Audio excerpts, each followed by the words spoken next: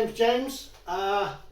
Decided to start a small company called East Lothian Machining Limited, basically because I want to do some CNC machining, the mill being the clue. You're about to see the intro video, first one I've done, of just cleaning the machine, make sure it runs, and a wee chat about what I want to do with it and how it goes. Hope you enjoy.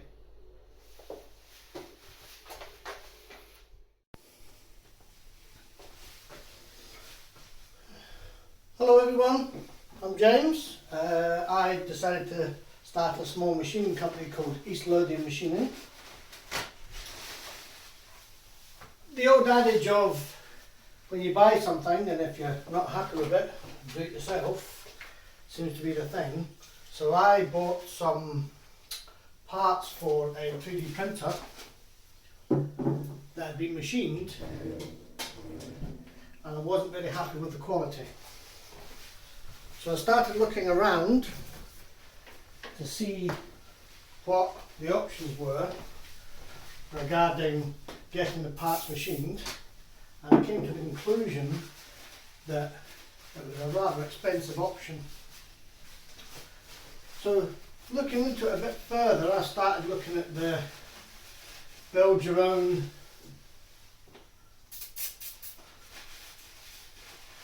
DIY CNC machines that are basically routers on some rails, and that looked interesting to start with.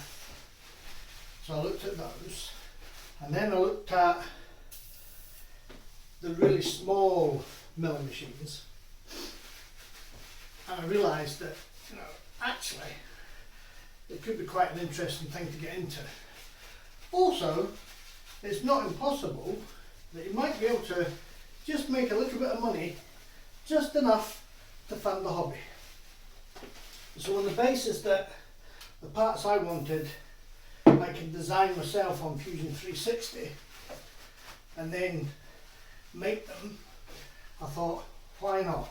So as you can see, I have here a brand spanking new Warco WM18 milling machine that I'm currently cleaning. It's just had the bag taken off it the other day, so I'm cleaning that. But we'll come back to that in a minute.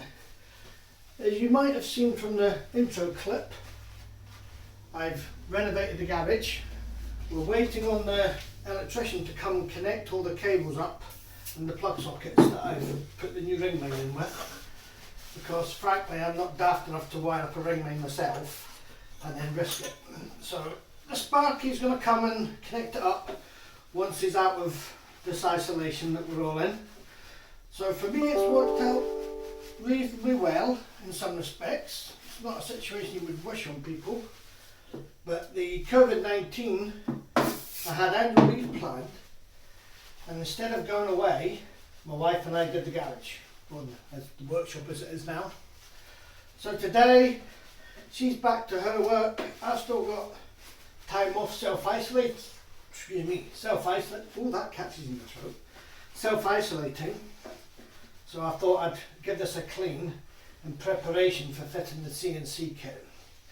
So all we've done in the garage is I've lined the door with some insulator, I've painted it and put the ring main in.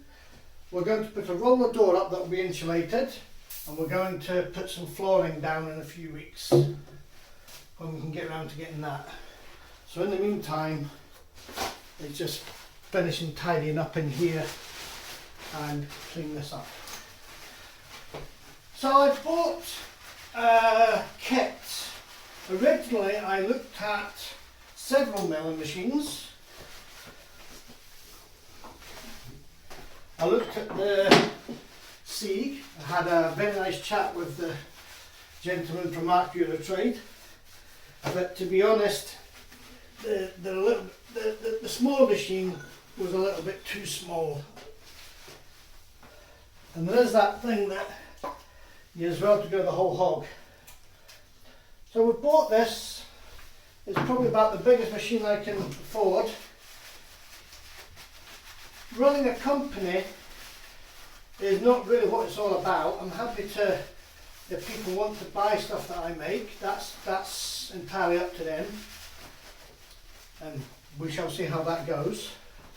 But basically, I'm hoping for a self-funding hobby where the parts I make will cover the cost of my investment in the machine. I didn't want to spend, didn't have it either, £20,000 on a machine straight away. I ride bikes, well I did, and this is still cheaper than one of my bikes, so it's not an overly expensive introduction into a hobby. So going forward, I looked at CNC 4XR7, I think it is, over in America, Sam.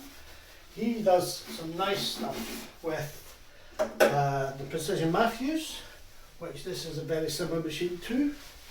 He'd recommended something similar to this machine, but he bought the gearhead version, but I bought the variable speed.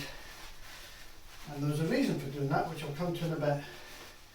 The main reason for buying this size of machine is I'll only have to convert it once and it'll do me long enough. I'll not be complaining about it being too small. The table's quite big, it's 840mm wide and 220 deep, I believe. So the travels on it are something like 220 by 560, which is quite nice. Oh, this folks. So I've got plenty of room on the machine to do what I want to do. I looked at some of the American kits. The trouble with the American kits is they're very nice, but a lot of them require you to, oh, sorry guys, this keeps catching in the throat. A lot of the machines require you to modify the castings on the mill, and I'm not really comfortable with that. I'm quite happy doing a lot of things, but I don't really want to butcher the machine if I can avoid it. So as I say, I got the plans from Sam, and they're very good. I got other plans from Franco and a few other people that are available online, and again, all very good. But ultimately, as luck would have it, around about the time I was looking to buy this, I discovered the CNC for You UK website, and Brian, who was producing a kit for this very mill.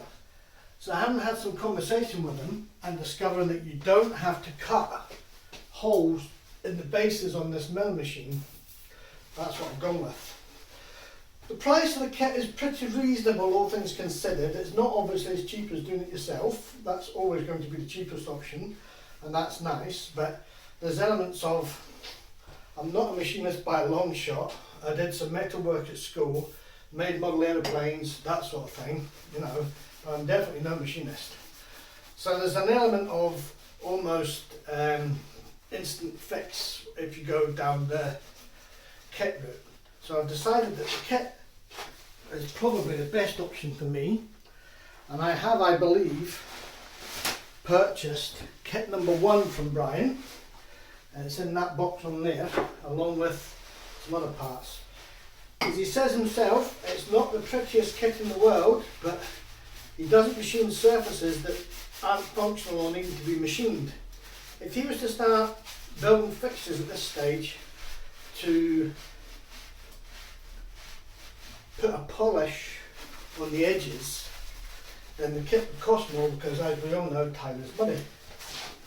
So that notwithstanding, oh yeah, boy, this doesn't have catch your throat. That notwithstanding, the kit itself is very nice. He's used pocketed bearings that screw in. There'll be another video on that when I come to install it. I'm going to do the Z-axis probably tomorrow. He's used bearing blocks that screw into the aluminium end blocks rather than press fit, which is nice. It makes it easier if, like me, you're starting with a relatively new setup and not a lot of existing tools. And that means that if I have a problem with the bearing, I can just unscrew it, swap it, done with it, which is all very good. Makes life a lot easier. So I'm just cleaning away at this, and having watched NYCNC with John Saunders, and having had a good watch at, oh, grease everywhere, having had a good watch at John Grimsmo, Aid's Workshop and a few of the others, Blondie Hacks, this old Tony. I'm like, yeah, this will be interesting. See how I can do with it. So I'm not an expert at all. Like most of us, I'm learning as I go. I'm reading up online. I'm taking it one step at a time with this. I'm in no rush. So videos will be a bit infrequent to start with. As you probably gather, I'm using my mobile phone on a tripod. So that'll be fun. The next step is going to be learn how to edit the videos for this. So that'll be an entertaining afternoon. A lot of this might end up being redubbed and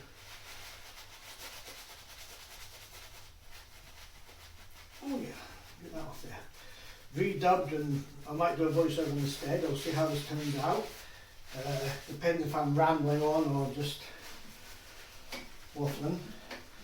But it's not terribly exciting, I know, watching somebody clean a mill. But the main purpose for this at the moment is I don't believe there's very many in the UK that have done one of these kits. Well, certainly not this kit, because I've got the first one. I think a chap has bought one, but I think he works for a company from what I can gather, and he's not able to assemble it just now.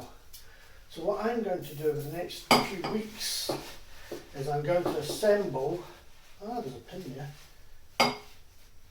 There's a film there, lovely. I'm going to assemble the CNC kit, the hardware side, and then I'm going to build the cabinet. Yeah, pliers. Then I'm going to build the cabinet and probably mount it on the wall over there. There's a little plastic film on here to protect the cover on this dial. It's really nice, but it's covered in grease. And now obviously WD-40 as well, so I can pinch it off. That's going to be rather irritating.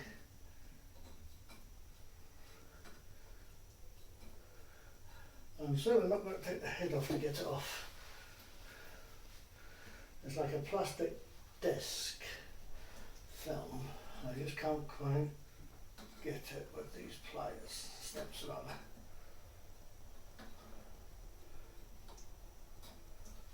So my background is computing mainly. I was a field service engineer doing hardware. So fortunately for me, building computers isn't really much of a problem. So assembling the electronics for this isn't the issue. I can't do circuits, as in I can't design them because I'm colourblind red-green, so I've never got into electronics in that way. But being able to assemble the thing is fine. I built my own printer and stuff like that, and I followed Ben Levy on Facebook and Thingiverse, and I bought an ANET A8 to start with for a 3D printer because I found, after knowing about them for quite a while, but when I first discovered 3D printers they were still quite expensive, I decided to wait it out. And then one day I was raking around on the internet and I realised that they're actually quite cheap.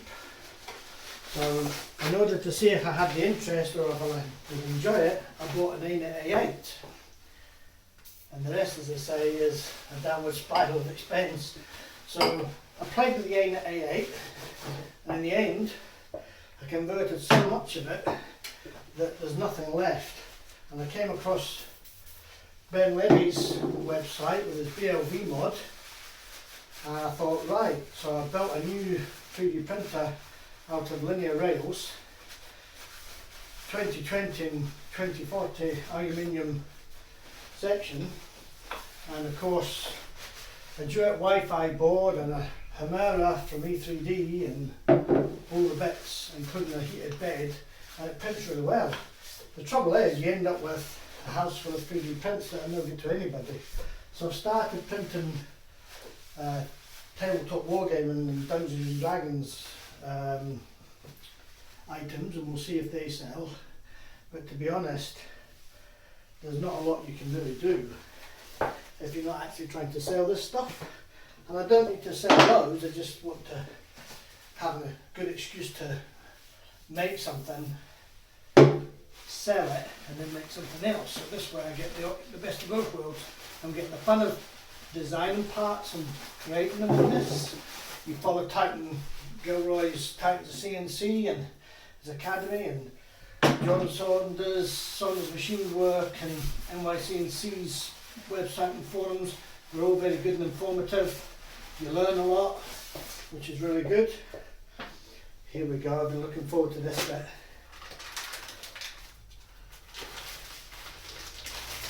Right.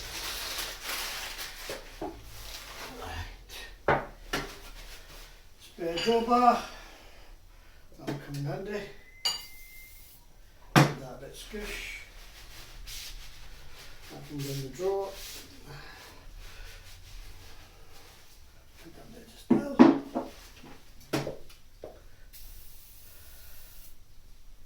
So the plans for this machine, initially, just to get it up and running on the CNC, the kit that it doesn't include a motor controller at the moment. So I've had a chat with Brian, it's possibly on the cards, you'll see how well his kit does, but it's definitely something that I'm going to look into, and following the likes of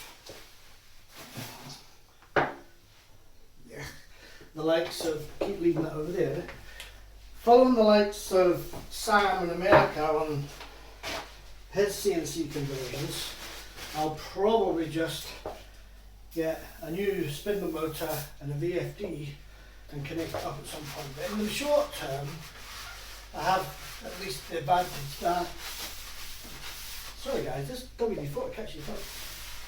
I have the advantage that I can just run the variable speed from the controller. So yes, that means I've got to manually stop and start the mill at the end of each operation, and that's fair enough. That's not really a big hardship at this stage. I'm not in a production environment. It's a hobby at the moment, and I'm not in any real rush. So that'll be fine. Ooh, it's black bunkers. Looks like paint. Hard to see. I'll give it another rub. So I'll do a VFD conversion with a new motor. I'm looking into what we're going to get for that. I'm going to see about doing a power drawbar, but that all revolves around using the Tormac tool systems collets. I've got a couple, so I'll see how I get on with them. Yeah, so I'm going to get this put up on the stand over there. I have a friend that does fabrication. I'm going to get him to do me a chip tray, and then we're going to build a interesting metal parts. I'm going to build a enclosure out of 2020 aluminium on top of the chip tray, which will probably be galvanised steel that I paint. And then once I've done that, I shall then sort out flood coolant. I was just watching Sam's latest video last night on that.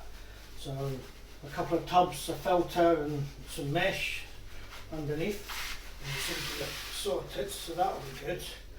I'm looking forward to being able to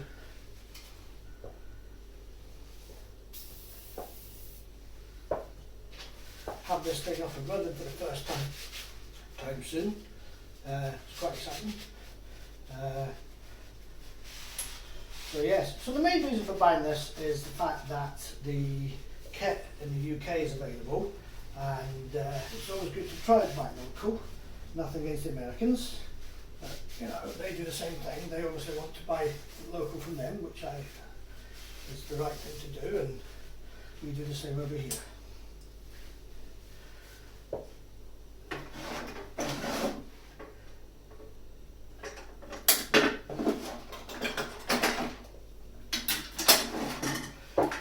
This is the handle for here, for the crud.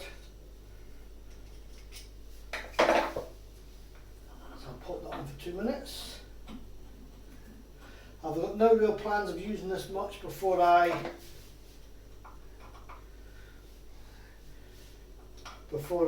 convert it. I am laughing here. I've got this huge slot for a screw, and the screwdriver they gave you in the kit with the mill is massive. Right, let's drop this to the rack. So the travels are quite good on this. You do have to watch your nip on this. And yes, you can see into the thread, so I'm going to have to watch that. I'll end up with some sort of, there's quite a lot of travel in there, some sort of cover for that I think at some point. Don't want chips falling on the ball screws. I've got way oil on that for this, so that'll be fine. So I'll give it all a good clean with that, and then get it moved up properly later. I've also got some stones coming just to take any muck off any edges, any sharp bits. There's a bit rough places up there. So basically at the moment it is just watching me clean the machine, but it's one of those things that you have to do, and once it's done, it's done. The chaps at Warco recommend WD-40 and something like a light silicone oil, so I'll rob the GT85 or TF2. I've got cans at some place, and we'll chuck that on, and that'll stop and rusting. So I plan on making 3D printer mounts for hot ends and stuff like that. Some nice cosmetic parts for a couple of printers, things like that. So it should all be good fun. Some tooling for myself, just anything that looks interesting really. I have some threads that do work on cars occasionally, so there might be parts for those classic cars and things that might need replaced. So the worst case scenario is I waste some aluminium, but to be fair, once I get the hang of it, it should be reasonable. I'm not out to take over the world. I've got a regular day job, fortunately for me, I can't complain. Chips in the paint from China.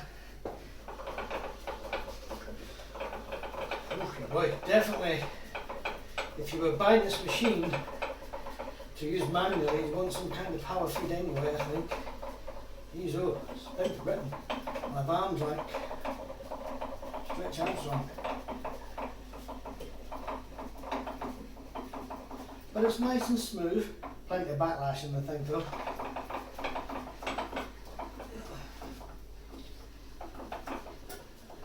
And it looks nice enough for what I wanted to do, so that'll be fine. See the extent the travel is. Well, that's going to be more than plenty, isn't it? And maybe out there.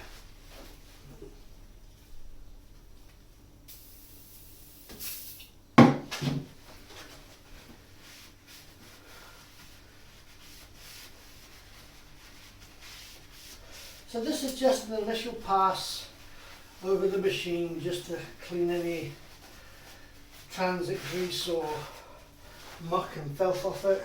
As you can see, I'm wearing gloves because it's quite grotty. I have to wear them for the job anyway, so I suppose that's one advantage of the job I do. That's an interesting bit there, whatever that is. That's a nice piece of something.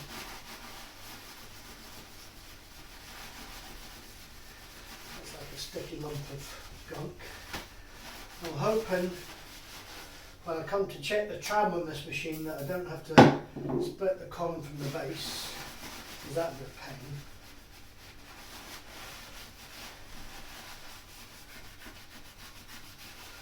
I don't know what that is, but it's always some But overall I'm quite happy with the look of the machine. Looks to be reasonably clean and tidy, there's no obvious damage in transit. So the next thing is I've got to obviously, once I've built my enclosure, I've got to get it off the floor up onto the stand, so that'll be a challenge. But I'm going to either buy a crane or I'll see if I can rent one locally. The trouble is, the nearest one that I've seen on eBay that rents it is Manchester, which is about 200 odd miles away, so it's a little bit much.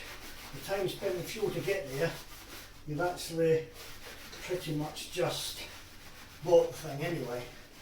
So I'm going to have an ask around the local area with people I know, and if nobody's got one, well, I'll do what everybody else does. I'll buy one and rent it for people. Bit sharp there.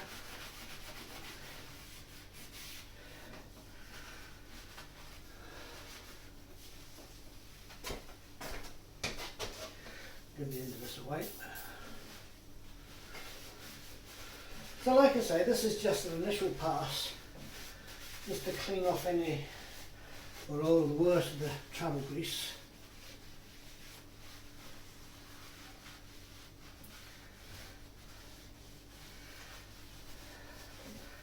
And I say, I'm quite happy with this. It'll be nice. I'll do a motor upgrade.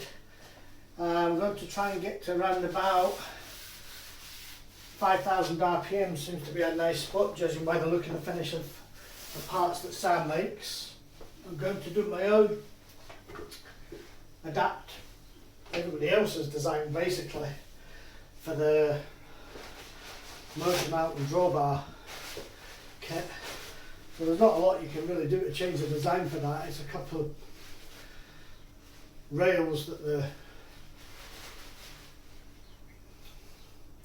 drawbar, I've forgotten the name of the, like a pump, yeah, the air sounder, that's the word, right, that the pneumatic plungers go on. I'll find a word for that in a bit. And then once I've done that, like I say, there's not much different that you can do with that. It's going to be kind of similar to everybody else's. That'll keep me out of trouble. Let's wind this down and see if we can lock it in the down position. There. Plenty of gunk on that. So yeah, so there's a few things I'd like to get done with this, but there's no rush. So the first thing obviously is get it converted. I'm going to get the electrics when the chap's available again. Obviously it's not his fault, we're all on lockdown. So this is a good time to do all this sort of thing. I need to get a dial indicator on this, and in order to do that I'll have to buy one first. So that's always the first thing. You have to actually have the kit to use. So I need some tools to just check the setup of the machine, otherwise you're just chasing your tail in the dark because you don't actually know what you're doing. And you've no idea if your machine's any good or not. There's some bits I'll be able to do, but you know, without knowing if the machine's accurate or not, if anything requires any degree of accuracy, I'll have no idea if I'm producing good parts or not. I'm not looking to churn out rubbish. I want to make good parts to a good standard, as best as I can, because that's where the attraction of the hobby is for me. It's the quality of the work. So if somebody says, can you do this? And I'll say, well, I think so. And if it's one or two parts, that's great. If you're looking for 5,000, you're obviously going to go someplace else, because I'm not the man for making 5,000 parts for you, because I'm not a production facility, obviously.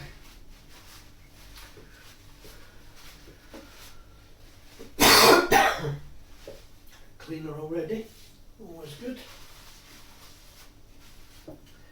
So this is obviously an O-ring to act as a stopper, but once I've done the conversion, all this will come off. I'll lose the vertical crank handle when I do the Z-axis.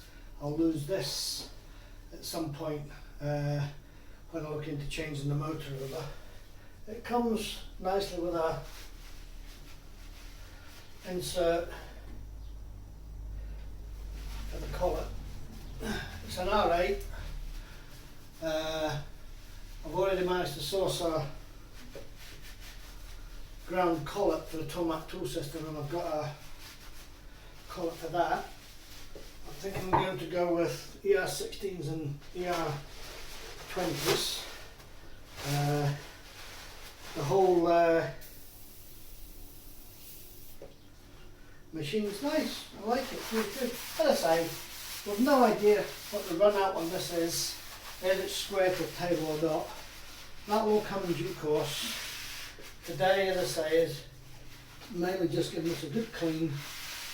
Tomorrow I'll probably get in about the Z-axis and get that fitted. Drying it, CNC for you reckons it's half an hour's work. I'm not in a rush, but I suspect you won't be far long. I don't know if the black stuff in here comes off or not. It's probably just paint. Oh. Right, wind this. Actually, no, I'll leave that out just now. I've got some measurements. One of the reasons I've not got my chip tray done yet is I want to measure the maximum travels on the machine once I know the size of the servos. So I've got the servos up the stairs. I've got the kit for this so I can measure how much and then allow for not servos, steppers. Servos is later, possibly. So I'm thinking that I can, once I know what the size of the travels is going to be and allow for the distance that the stepper is going to add, even allowing for this, then I can work out the dimensions of the chip tray. I'm keen not to have a mucky workshop. I like to work as clean and tidy as I can. Obviously sometimes things make a mess, but by and large I don't want to work in a grotty hobble. So,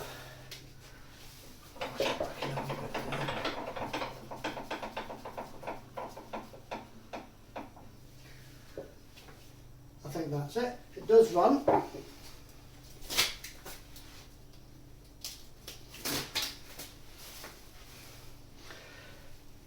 There's cable. There we go. Try not to do too much damage on the chips.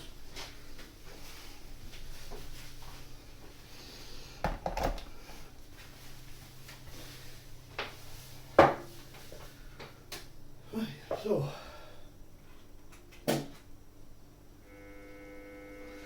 the interesting thing was, you don't realise on the control panel here it's got forward, 0 and reverse, and you have to be in forward or reverse when you hit the power or it just won't work.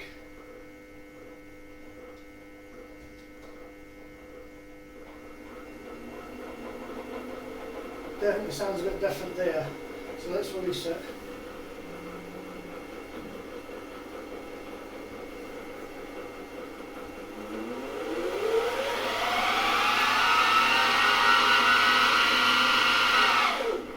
I need to run it in a bit, but that's it, sitting the other way, so that's fine.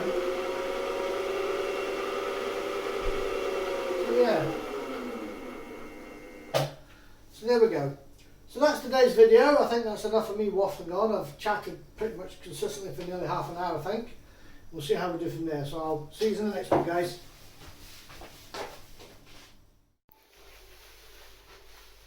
Well, there we go. I hope you enjoyed that.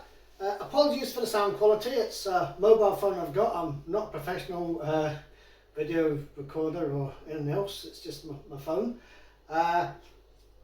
Flickering lights, I'm afraid, can't do much about. We've got LED strip lights in here and turn the HDR off to try and reduce the flickering. I've also tried not to waffle too much. We have a wee bit of work to do yet.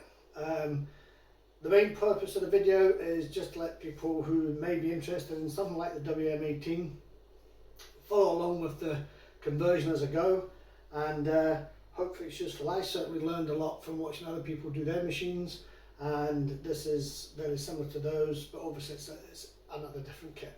So till next time, hope you enjoyed. Thanks.